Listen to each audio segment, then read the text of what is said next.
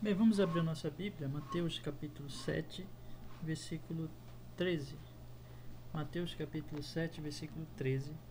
Vamos fazer a leitura da palavra do nosso Deus. Diz assim a palavra de Deus. Vamos ler até o verso 27.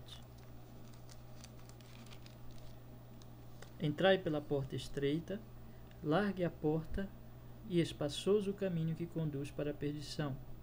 E são muitos os que entram por ela. Porque estreita é a porta e apertado o caminho que conduz para a vida, e são poucos os que acertam com ela.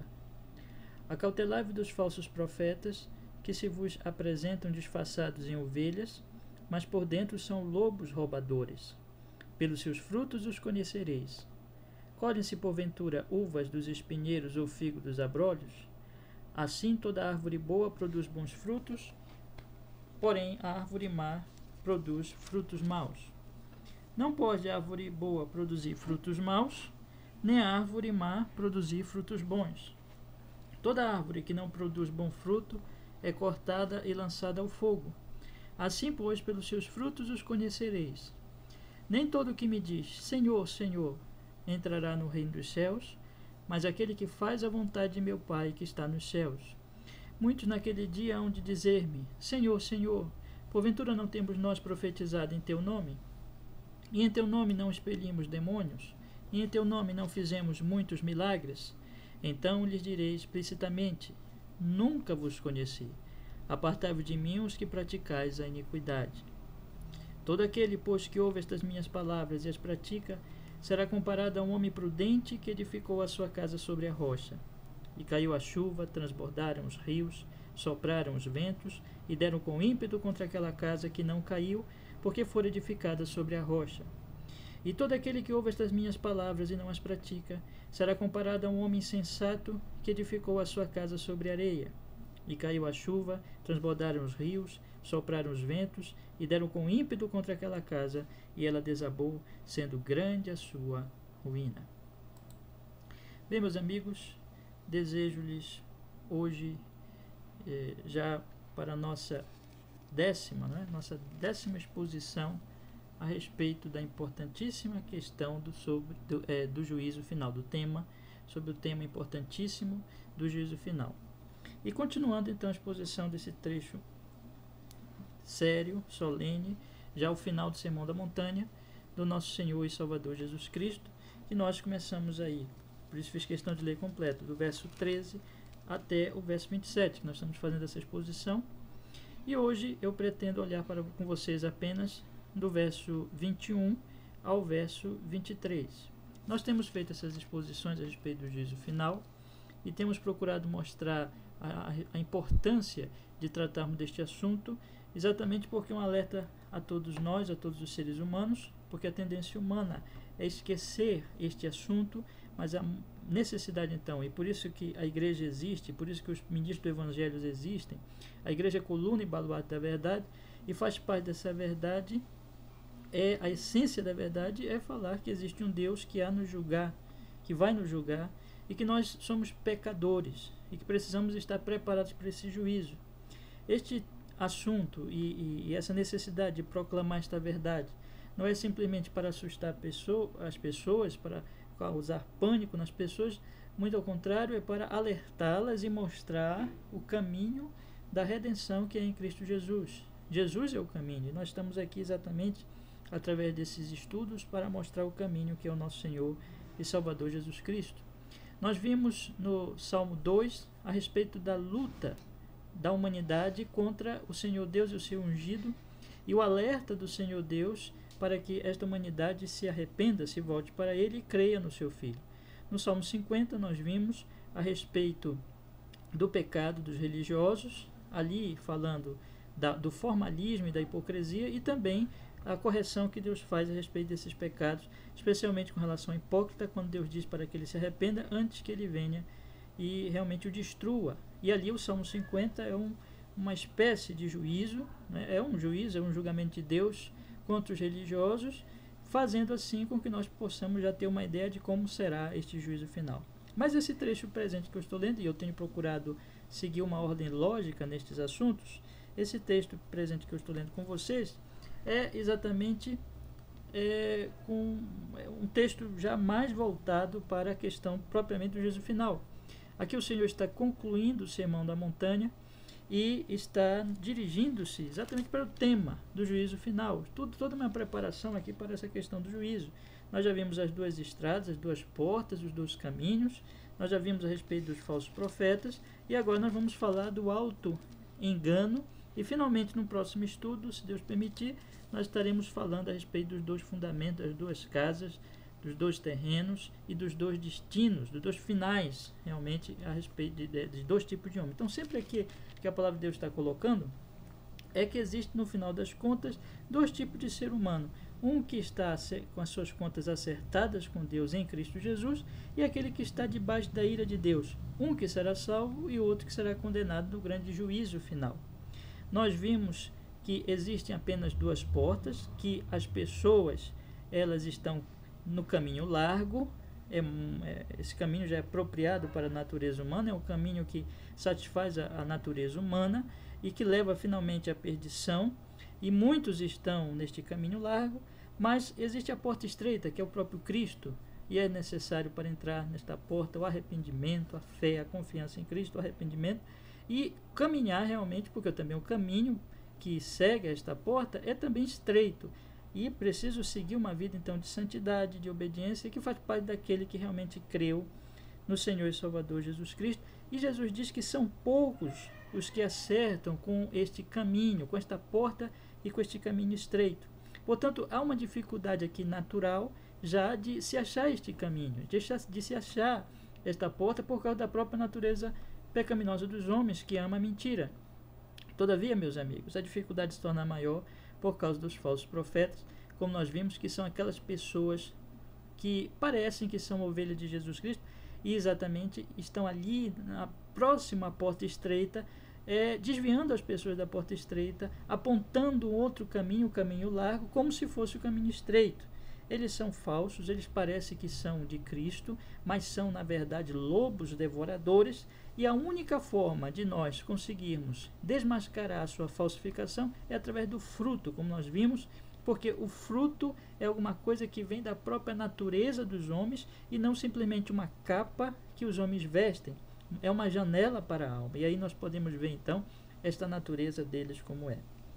Aí nós vimos que esse fruto diz respeito à vida e a prática, a vida e a pregação, o ensino dos profetas. E nós só saberemos realmente fazer a diferença entre o bom fruto e o bom fruto, entre aspas, em outras palavras, entre o bom fruto e o mau fruto, se nós tivermos a luz da palavra de Deus, como nós procuramos mostrar no estudo anterior. O fato é que esta verdade a respeito do falso profeta é solene, é séria. Nós precisamos realmente observar a quem nós estamos seguindo, quem nós estamos ouvindo como um homem de Deus, para observar realmente se trata de fato, em realidade, de um homem de Deus, de um verdadeiro profeta do Senhor. Mas, meus amigos, hoje eu gostaria então de prosseguir o assunto. Nosso Senhor segue este texto, este assunto aqui na sua pregação, no seu sermão, e chegando nesse solene assunto. Antes de eu entrar então no assunto de hoje, eu quero relembrar ainda, que eu acabei aqui pulando, que ninguém engana o Senhor Deus. Né? Verso 19, mostra que ninguém engana o juiz. Toda árvore que não produz bom fruto é cortada e lançada ao fogo. E aqui ainda falando, se referindo principalmente ao falso profeta, mas é uma aplicação geral. Ninguém engana o Senhor Jesus Cristo. O falso profeta pode enganar a si mesmo, pode enganar as outras pessoas, mas o juiz aí não vai enganar, porque o juiz conhece o fruto verdadeiro e conhece a raiz desse fruto, que é a natureza, e todos aqueles que não produzem bons frutos serão cortados e serão lançados ao fogo, serão condenados. Mas vamos então entrar no assunto de hoje. E o assunto de hoje é um assunto extremamente importante e é um passo a mais neste aspecto todo do engano, da mentira, da falsificação, porque mostra a nós que o falso profeta ele só consegue o sucesso que ele consegue quando nós olhamos, por exemplo, a quantidade. Nós estudamos um pouquinho da história, a história mesmo de Israel, e vimos, observamos quantas vezes Israel se deixou iludir por falsos, por enganadores, por mentirosos.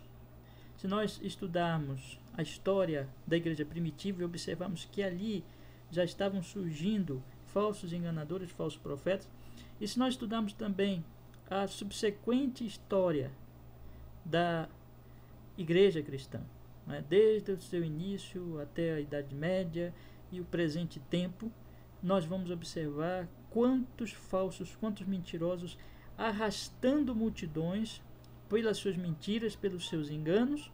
E isso não é diferente hoje, quer dizer, hoje, nesse presente tempo, como eu disse agorinha, quando olharmos até o presente tempo, nós vemos a quantidade de falsificadores, de pessoas que, como nós temos observado destacado, não levam os discípulos à Escritura, dizem que respeitam a Escritura, dizem que temem a Escritura com a palavra de Deus, mas de fato não, na prática mostram que isso é mentira. Eles afastam as pessoas da Escritura, tiram totalmente a autoridade da Escritura Sagrada, e estes homens arrastam verdadeiras multidões como se eles fossem verdadeiros, genuínos profetas do Senhor, quando não passam de mentirosos, de falsificadores. Mas a pergunta é, por que isso acontece? Por que acontece destes mentirosos, destes enganadores, terem tão grande sucesso no seu desserviço, no seu propósito de afastar as pessoas da verdade?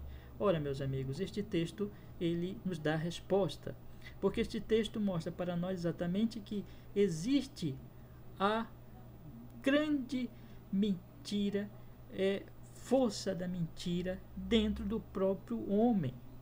A natureza do homem é mentirosa, a natureza do homem o ilude, o homem vamos dizer assim, ele mesmo se engana, ele segue a autoilusão, ele segue o autoengano, ele engana a si próprio.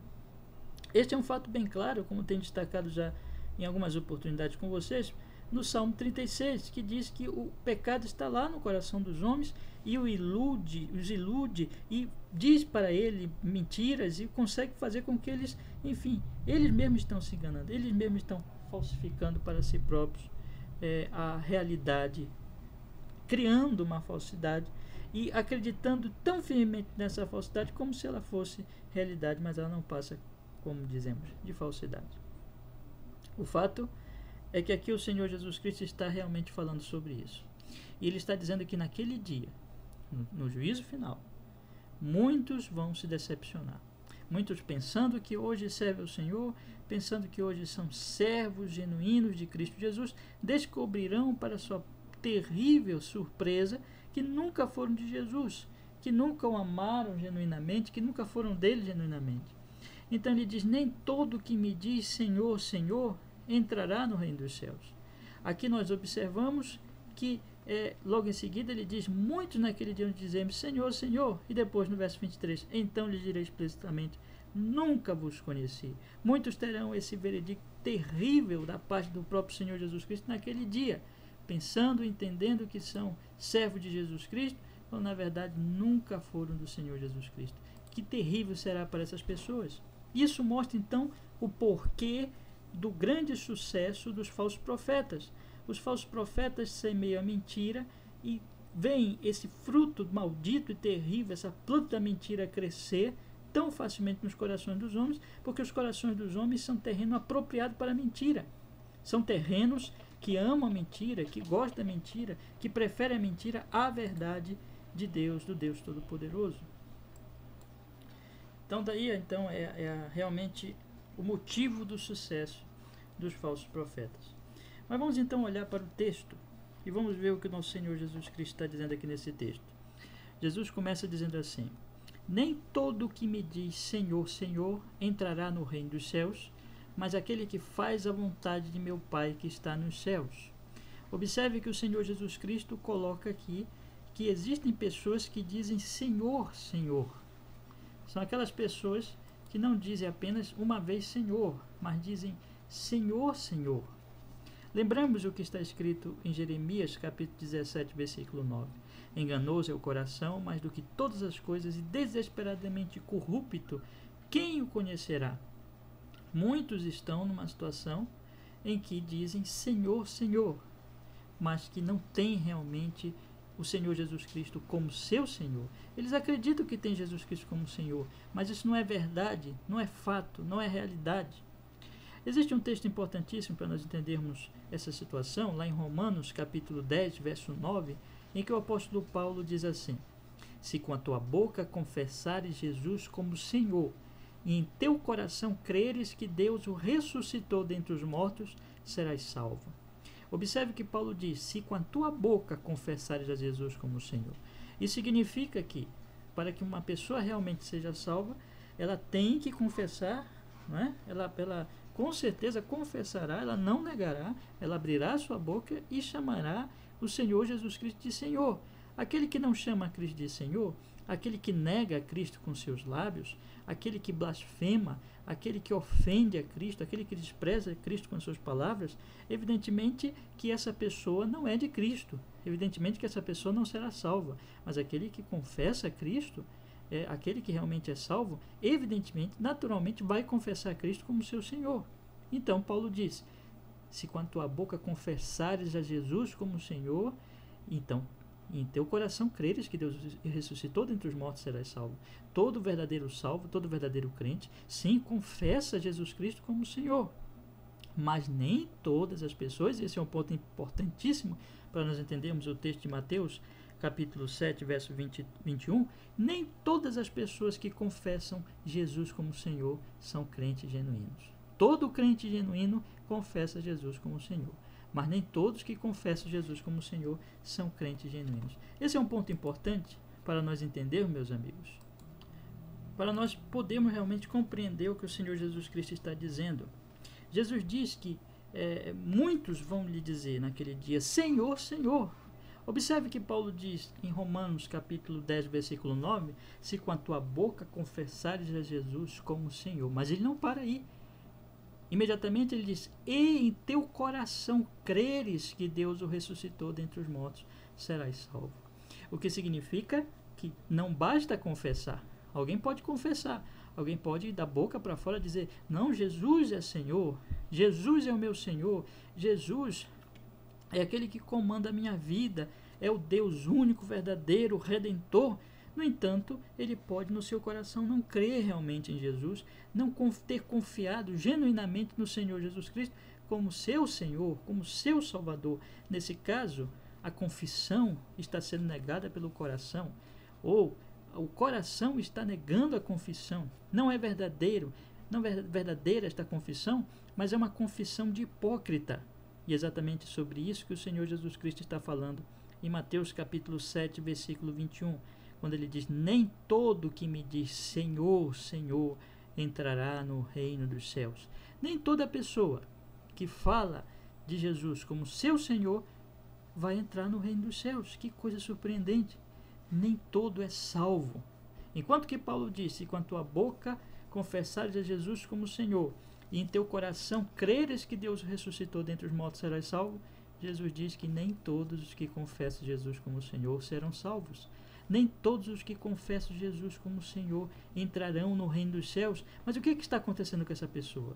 Ora, evidentemente que, se nós compreendermos bem Romanos capítulo 10, versículo 9, nós vamos entender que essas pessoas confessam a Jesus como Senhor, mas não creem nele realmente. Não confiam nele realmente. Lembremos que Tiago diz que a fé sem obras é morta. A fé sem obras é morta.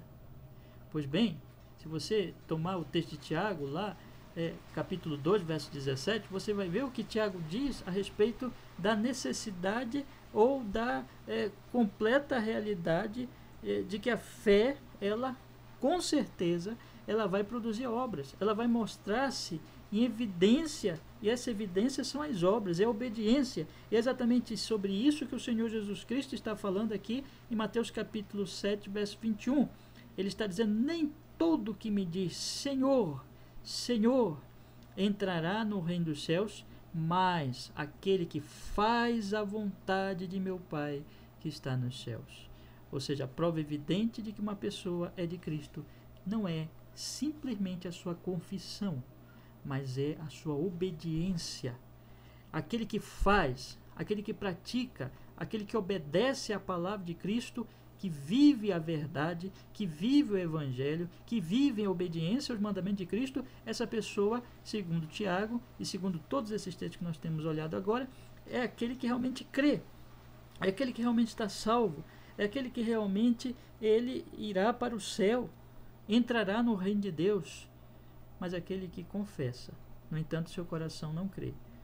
Evidentemente que essa pessoa não vai fazer a vontade de Deus, porque a fé dela é a fé que Tiago diz morta, é a fé que não tem vida verdadeira e que a fé é de um morto. O morto não anda, o morto não pisca, o morto não levanta os braços, o morto não tem nenhum movimento.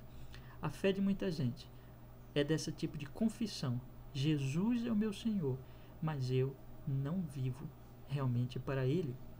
Eu digo que Ele é o meu Senhor. O Senhor vai falar lá em Lucas, capítulo 6. Veja que texto impressionante, meus amigos. Lucas, capítulo 6, o Senhor Jesus Cristo diz as seguintes palavras. Versículo 46.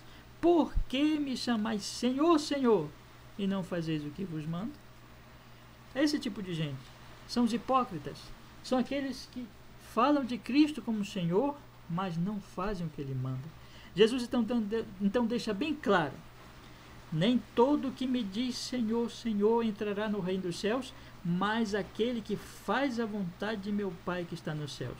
Mas observe, meus amigos, que aqui nesse versículo 21 nós temos o que nós poderíamos chamar de ilusão ou autoilusão, o autoengano e a evidência. Por exemplo, se você tomar uma árvore qualquer, vamos dizer que você olhe para uma laranjeira. Como você sabe de fato que é uma laranjeira? Como você sabe com certeza que se trata de uma laranjeira? Sem dúvida, pelas características daquela laranjeira, mas principalmente pelo fruto, pela laranja.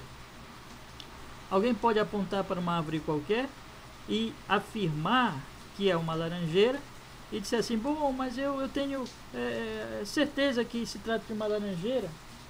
Mas se nunca aquela suposta laranjeira produz laranja, é porque não se trata de laranjeira.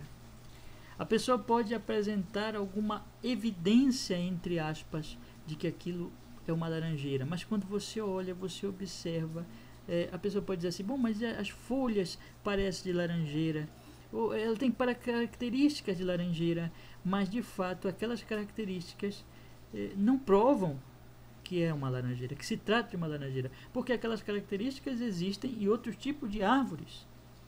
E aquela suposta laranjeira nunca produz o fruto, nunca produz a obediência. Jesus havia acabado de dizer: ora, pelos frutos se conhece a árvore. Se alguém não produz este fruto, qual fruto? Obediência não é de Deus. Mas infelizmente, meus amigos, o que esse texto está mostrando é a possibilidade muito real das pessoas se iludirem, das pessoas criarem uma ilusão e crerem realmente, elas acreditam realmente que elas são de Cristo, que Cristo é o Senhor da vida delas, e elas até chegam a dizer: Senhor, Senhor. Parece que existe até emoção nessa frase dessas pessoas. No entanto, essas pessoas não têm a evidência genuína, verdadeira, de que elas são realmente de Cristo Jesus, de que elas são filhas de Deus, de que elas estão salvas, de que elas estão indo em direção ao reino dos céus, de que essas pessoas realmente estarão com o Senhor naquele dia, como filhas dele, como corpo de Cristo Jesus. Elas não têm a evidência. Qual é a evidência? A obediência. A fé delas se mostra morta, sem vida, sem prática, sem obediência. Amigos, cuidado. Muito cuidado. Nem todo que me diz Senhor, Senhor entrará no reino dos céus, mas aquele que faz a vontade de meu Pai que está nos céus. Ouça, existe auto-engano, existe auto-ilusão. Talvez você que me ouça, você esteja se auto-iludindo, você esteja se enganando. o seu coração é mau. Como nós lemos agora há pouquinho em Jeremias 17:9, enganoso é o coração mais do que todas as coisas e desesperadamente corrupto, quem o conhecerá? Talvez você seja um desses. Você seja alguém que esteja dizendo: Jesus é o meu Senhor, Jesus é o meu Senhor, Jesus é o meu Senhor. E você diz isso com convicção até. Você acredita piamente no que você está dizendo. Mas pare, amigo.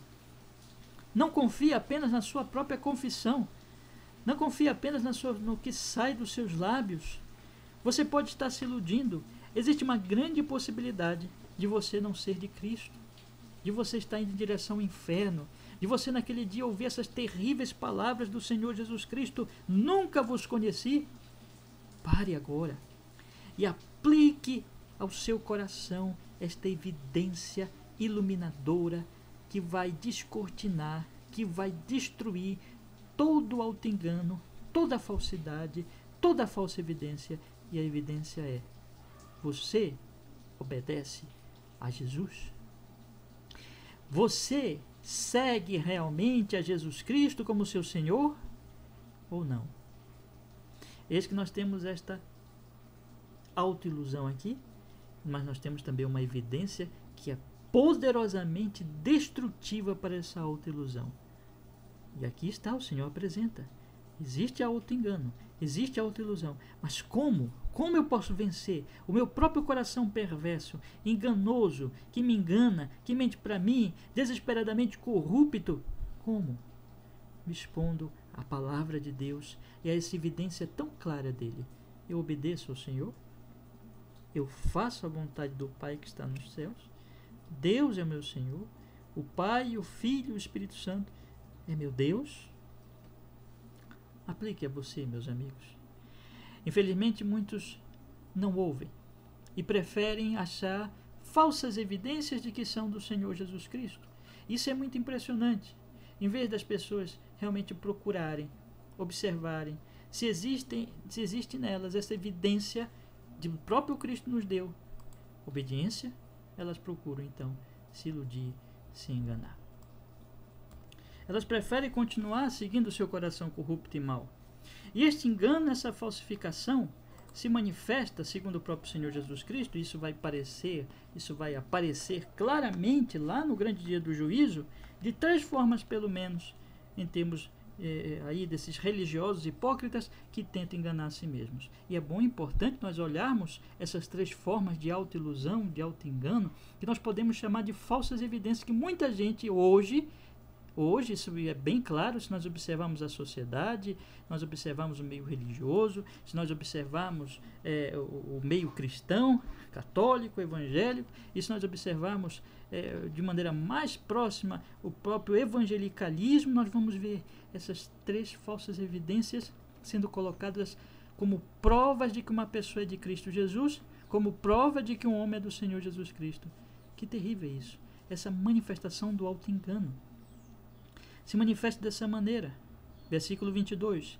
Muitos naquele dia hão de dizer-me: Senhor, Senhor, porventura não temos nós profetizado em teu nome? E em teu nome não expelimos demônios? E em teu nome não fizemos muitos milagres? Então lhes direi explicitamente: nunca vos conheci. Apartai-vos de mim, vós que obrais, que praticais a iniquidade. Veja que coisa terrível, amigos. Essas pessoas, elas apresentam 3 falsas evidências. Em vez de elas se apegarem à evidência verdadeira que o Senhor Jesus Cristo nos dá, isto é, obediência, como fruto da fé viva, genuína em Cristo Jesus, em vez de elas se apegarem a esta evidência única e verdadeira, elas se apegam a falsas evidências criadas pelo seu próprio coração auto-enganador. Seu coração, sua autoilusão produz essas falsas evidências e elas passam a vida toda acreditando que são de Jesus Cristo e dizendo Senhor, Senhor, quando nunca tem o Senhor como Senhor da vida dela genuinamente. Qual a primeira evidência falsa que essas pessoas vão apresentar e que essas pessoas têm apresentado hoje? Senhor, Senhor, porventura não temos nós profetizado em teu nome. Essas pessoas vão apresentar isso. Essa profecia em nome dele. Eles vão dizer assim: Senhor, nós profetizamos em teu nome. Nós somos teus, Senhor. Isso aqui se refere, bem provavelmente, à profecia dos tempos bíblicos, quando pessoas recebiam diretamente a palavra direta da parte de Deus, como também deve se referir à pregação da palavra, à ministração da palavra.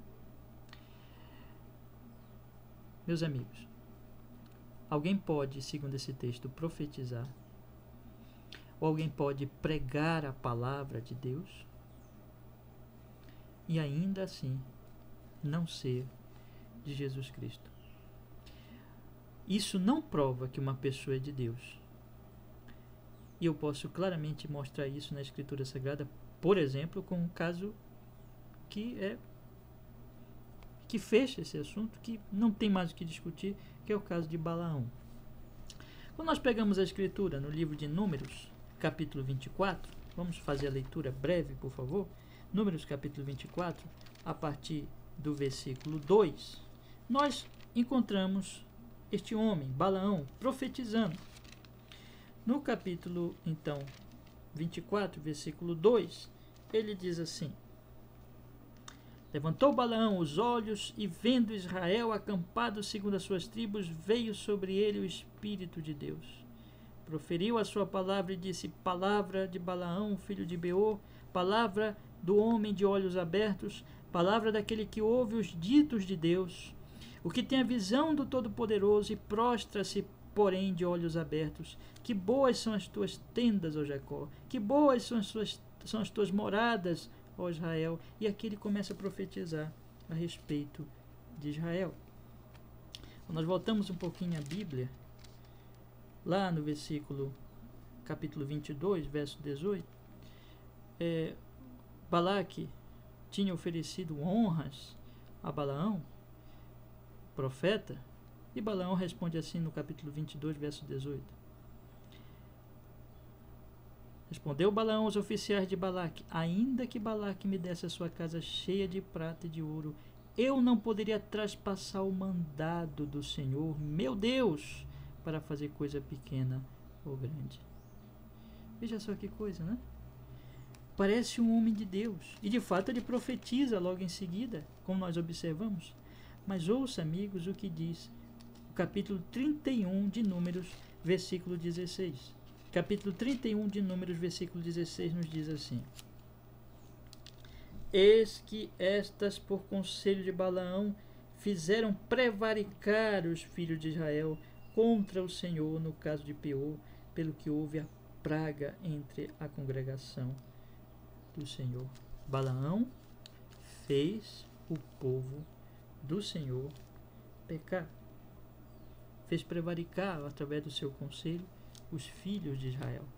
Lá em Apocalipse, capítulo 2, versículo 14, Apocalipse, capítulo 2, versículo 14, a Escritura Sagrada nos diz assim: Tenho, todavia, contra ti algumas coisas, pois que tens aí os que sustentam a doutrina de Balaão, o qual ensinava a Balaque a armar cilada diante dos filhos de Israel para cometerem coisas sacrificadas aos ídolos e praticarem a prostituição.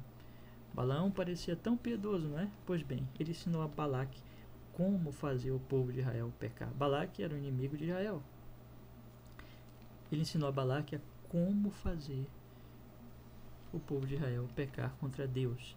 É evidente que isso não é obra de um verdadeiro profeta.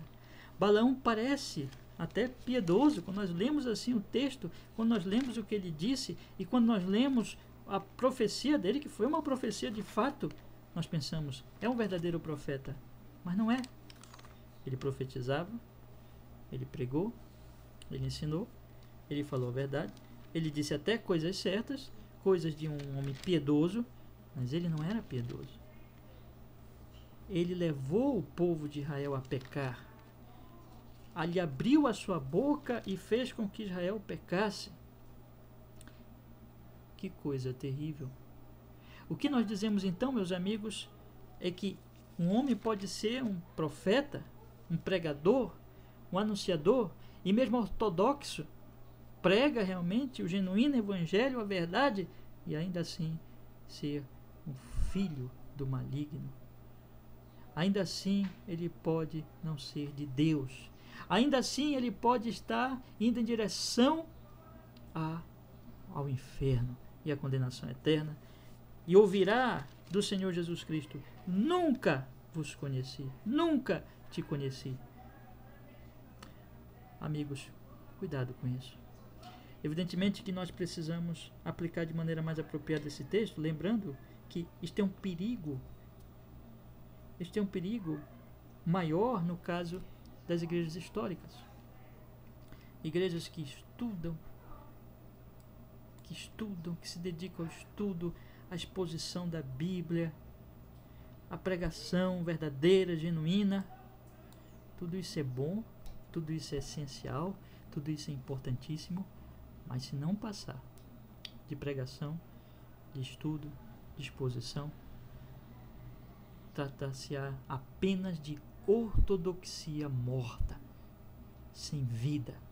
Não é fé verdadeira.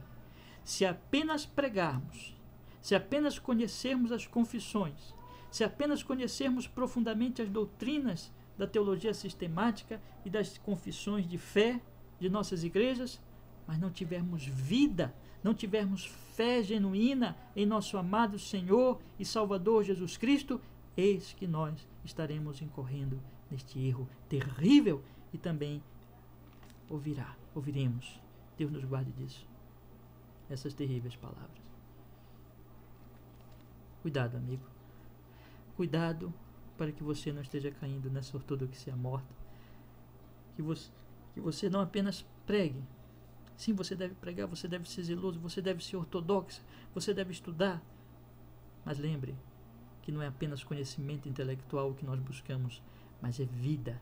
A vida eterna é essa. O Senhor Jesus Cristo diz que te conheço a ti e ao Filho. Conheceu o Senhor, porque ouvimos a sua revelação, tivemos a sua revelação a nós através da sua palavra e confiamos realmente na sua palavra e fomos realmente transformados pela sua graça, pelo poder do seu Espírito Santo. Temos vida eterna. Não é ortodoxia morta, é ortodoxia viva, é pregação viva, é viver a palavra, pregar a palavra, pregar o genuíno evangelho e viver o genuíno evangelho a cada dia. Mas há um terceiro perigo aqui, uma terceira falsa evidência que essas pessoas vão dizer para o Senhor Jesus Cristo. Eles vão dizer assim: porventura, eles vão dizer, não tenho profetizado em teu nome. Depois eles vão dizer também: e em teu nome não expelimos demônios? Expelir demônios. Mas, amigos, muitos vão chegar e muitos têm acreditado que porque o homem é o poderoso, não há demônio que resista a ele. Ele expulsa demônios, ele expele demônios. Isso tem sido tratado hoje, especialmente nos meios pentecostais e neopentecostais, ao longo das décadas, com uma grande evidência, até mesmo com uma suprema evidência, às vezes maior do que as outras, de que um homem é de Deus, de que uma pessoa é de Deus, de que ali o Espírito Santo está agindo, de que ali existe a vontade de Deus sendo cumprida e a igreja é de Deus. Observe, amigos, que é possível uma pessoa expulsar demônios e não ser de Deus. É tão possível que acontecerá isso aqui. Muitos chegarão e dirão: em teu nome não expelimos demônios, e Jesus vai dizer a estes: nunca vos conheci. Mas é um exemplo claro na Escritura.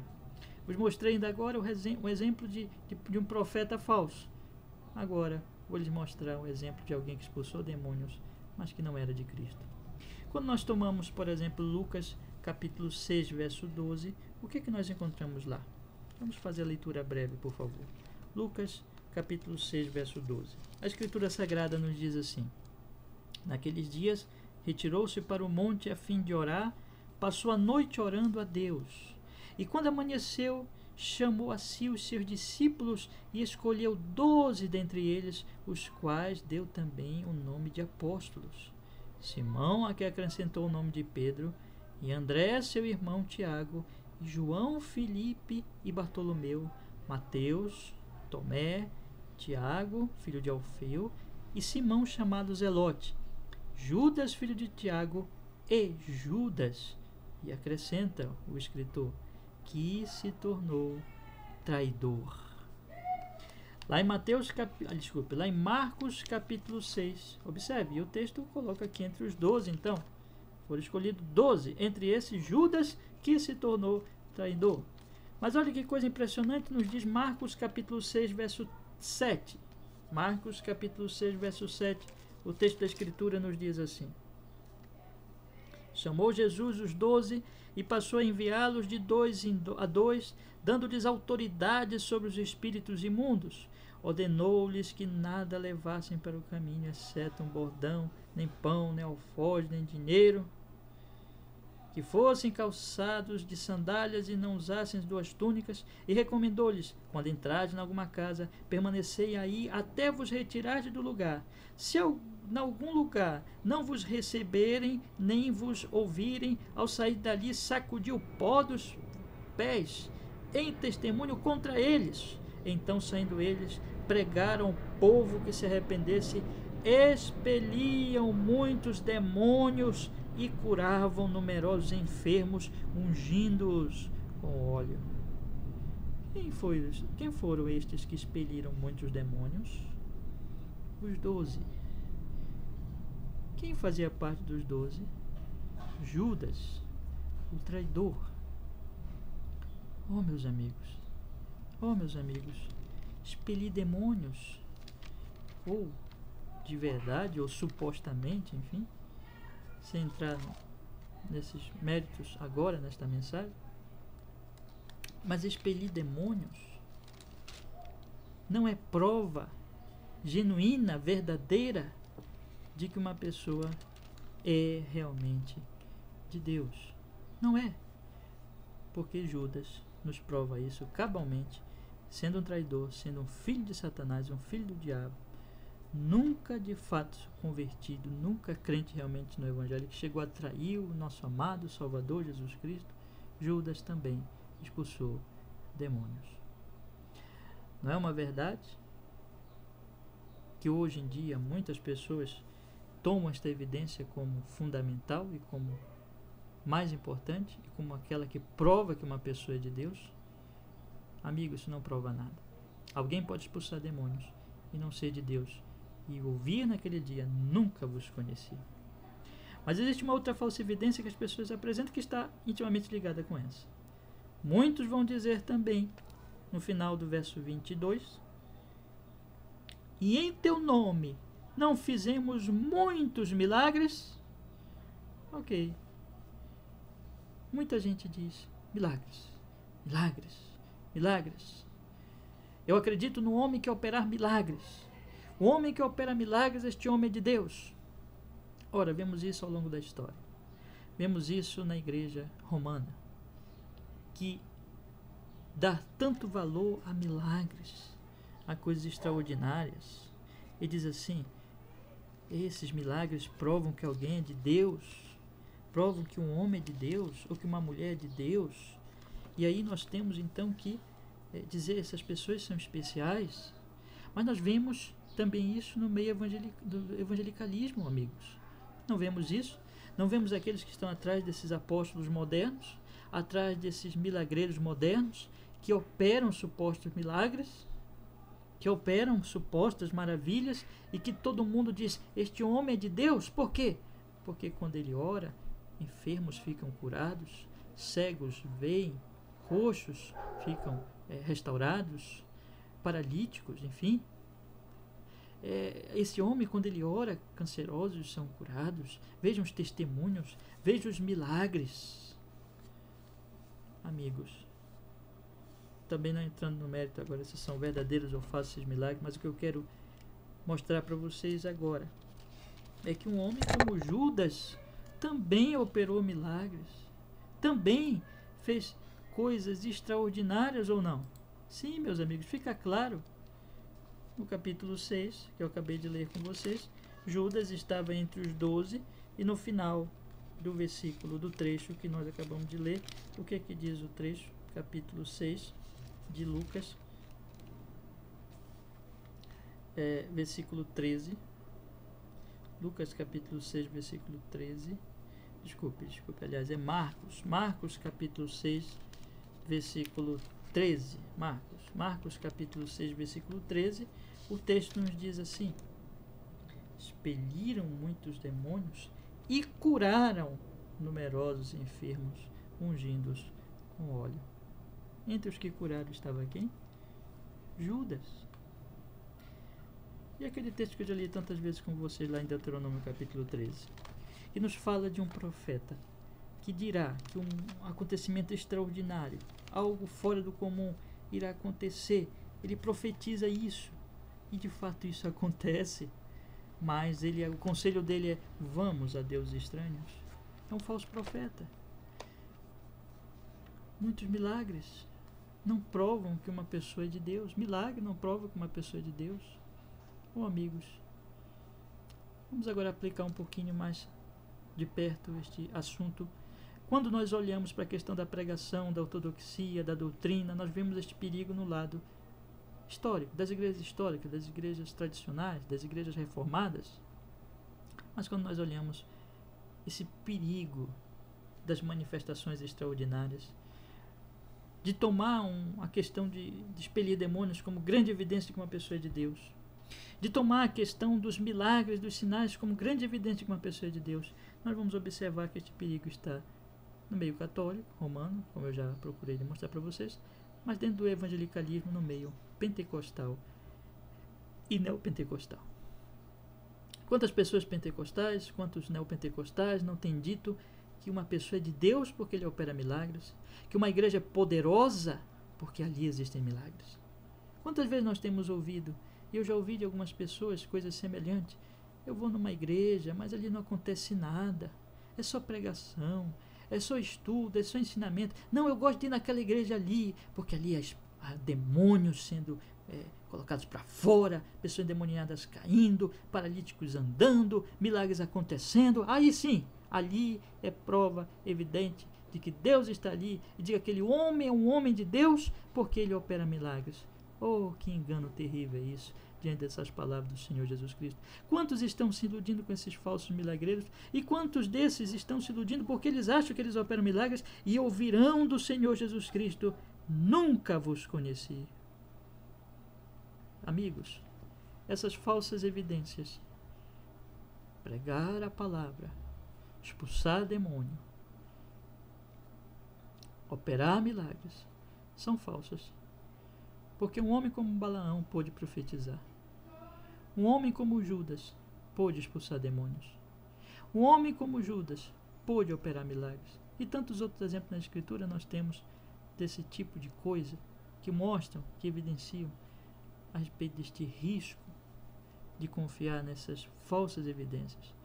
As pessoas têm substituído essas falsas evidências pela verdadeira evidência. Obediência. Muita gente que está aí pregando não vive em santidade.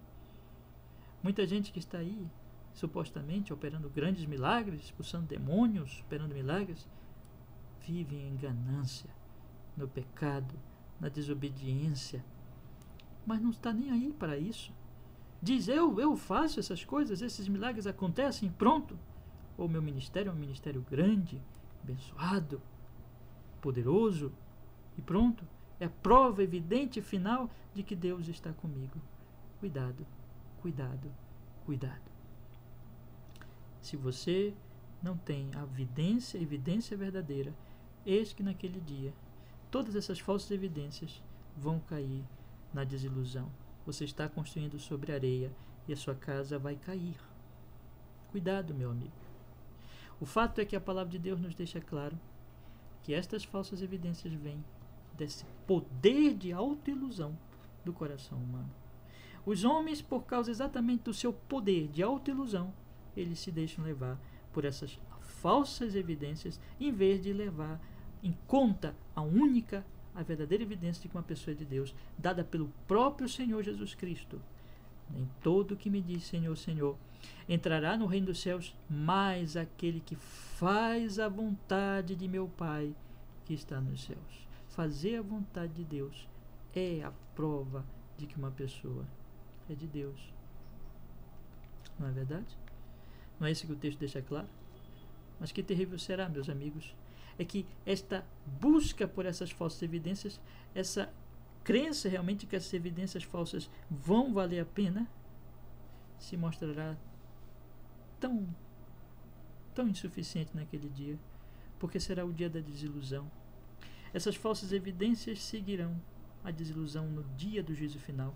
Essas falsas evidências seguirão a desilusão final, como diz o texto no versículo 23. Então lhes direi explicitamente, aquele dia será o dia em que toda falsa evidência não se sustentará. Esse explicitamente é uma palavrinha pequena, aliás, até nem tão pequena, mas uma palavra ali no meio das outras, que se nós não observarmos bem, nós vamos achar que ela não tem muito significado, mas ela tem todo o significado. Explicitamente, abertamente, claramente. Aquele dia será o dia em que todas as ilusões, em que todas as falsificações, em que todas as falsas evidências serão retiradas. E a verdade vai aparecer com toda clareza, sem nenhuma cobertura. Permitam-me que eu lhe ilustre da seguinte maneira. Uma pessoa pode ter um sofá velho. E aquele sofá já está bem desgastado, o tecido já está rasgado, já caiu comida, algumas vezes comida nele, e ele está manchado. Muita gente ali já usou aquele sofá e ele está todo feinho. Mas uma pessoa, então, o dono da casa diz assim, não, mas eu vou melhorar esse sofá, eu vou comprar uma capa bonita e vou cobri-lo, para que não apareçam os buracos, para que não apareçam as manchas, e vai até dar uma aparência de novo. E põe então aquela capa e ele fica até bonito, parece que é novo, mas não é novo.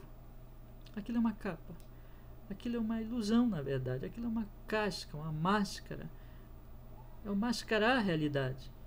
Muitos estão assim, amigos, muitos estão cheios de buracos, estão cheios de manchas, estão velhos, estão destruídos por dentro, mas tem aquela casca, tem aquela máscara, tem aquela falsificação, tem aquela capa de sofá.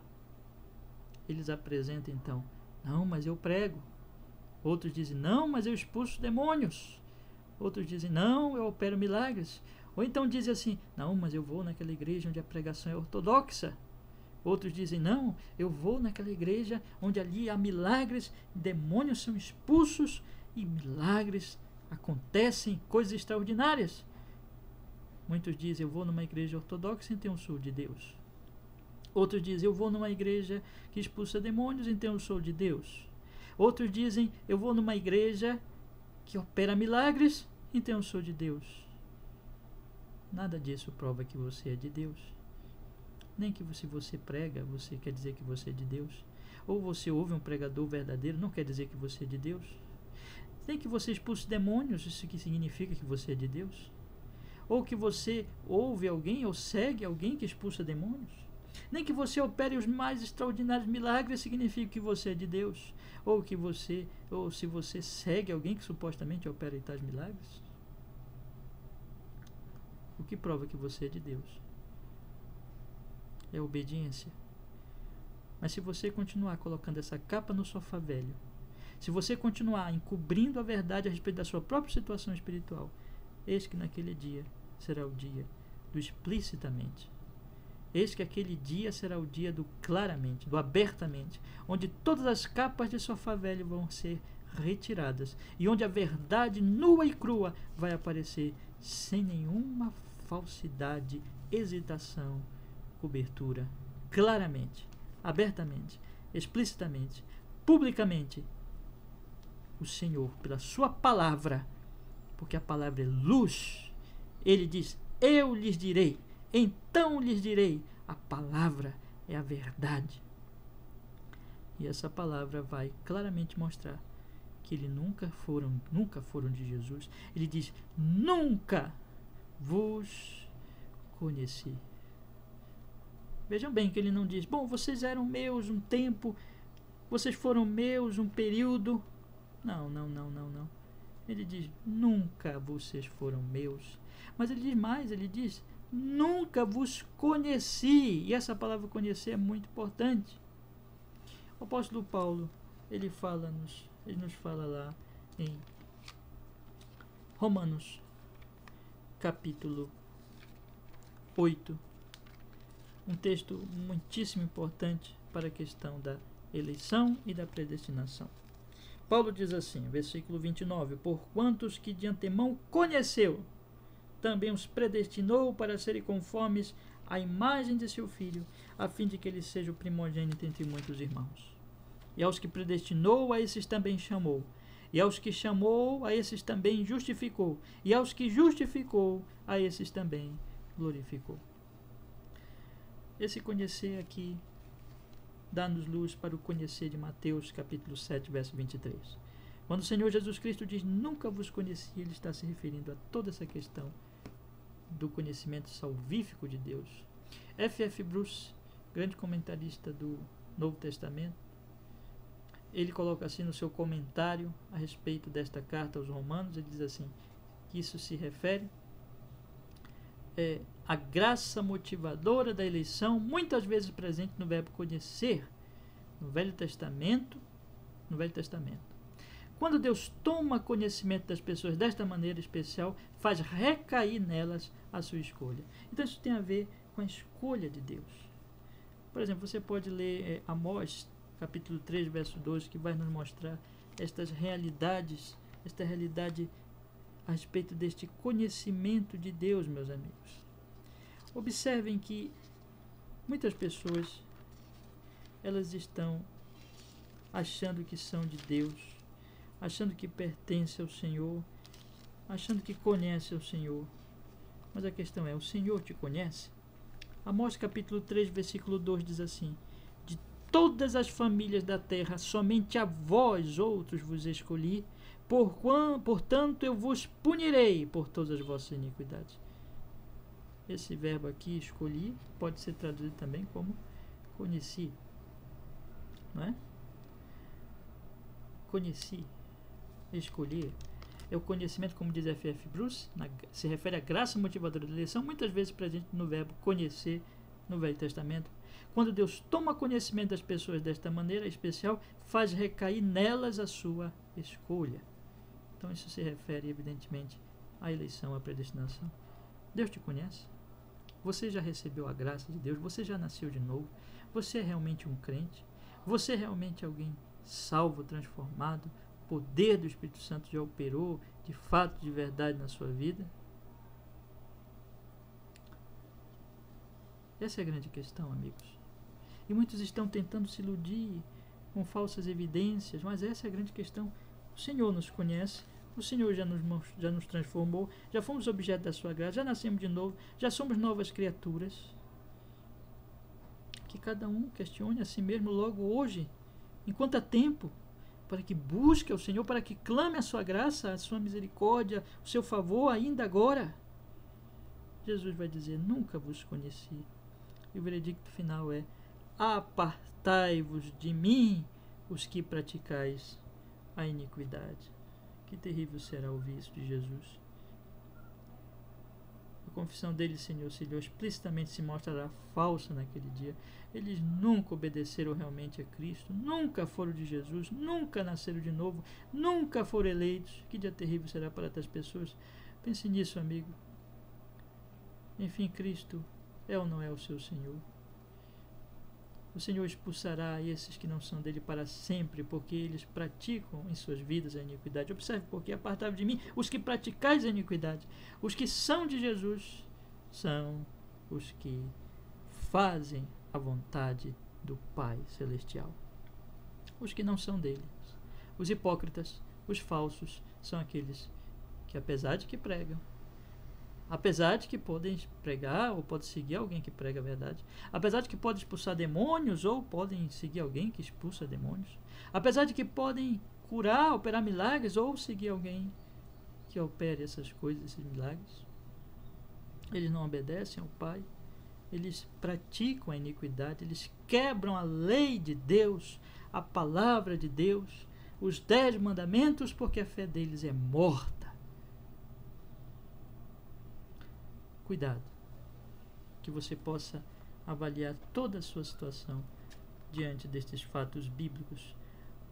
Conclui então dizendo que o auto-engano é, de fato, nosso maior inimigo, eis nosso maior perigo quanto à certeza de nossa própria salvação. Não nos iludamos com falsas evidências, mas olhemos para a verdadeira, e a verdadeira é essa. Cristo é nosso Senhor já, nosso Salvador de fato, nossa fé é viva, nossa fé nele é verdadeira, mostrando-se na obediência. Essa é a grande questão, que você possa realmente analisar a sua vida, pensar seriamente na sua própria situação e constatando que você não é de Deus, que não há evidência de salvação. Amigo, corra para Cristo enquanto é tempo, clame a sua misericórdia, clame a sua graça, venha para Jesus realmente, arrependa-se dos seus pecados, confie nele genuinamente ao pecador, creia nele como seu único Salvador. Faça isso, porque se você não crer de verdade, se você não se arrepender, você se iludir, você ouvirá: nunca te conheci. Mas que não seja esse o seu caso, mas seja assim, você entre aqueles que constrói a sua casa sobre a rocha e que virá o juízo, mas você será absolvido, você ali se mostrará que de fato Jesus é o teu Senhor e Salvador. Que assim seja na sua vida, pelo poder da graça do Espírito Santo, por Cristo Jesus nosso Senhor. Amém e amém.